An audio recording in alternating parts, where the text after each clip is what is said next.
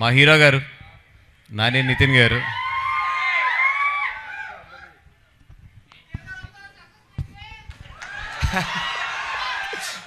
ముందు మీరు అందరూ సక్సెస్ చేస్తే ఆ తర్వాత ఆయన వస్తారండి తప్పకుండా.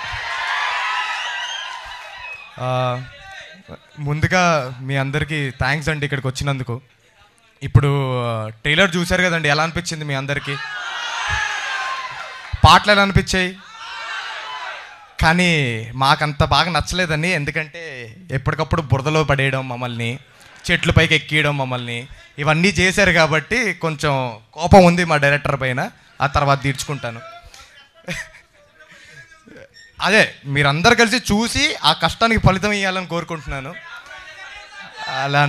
అలానే ఈ ఇంత మంచిగా సినిమా వచ్చింది అంటే, ఇలా ట్రైలర్ వచ్చింది, ఇలా పాటలు వచ్చింది అంటే దానికి కారణమైన మా డైరెక్టర్ గారికి, అలానే మా ప్రొడ్యూసర్ గారికి, అందరికీ thank you so much sir.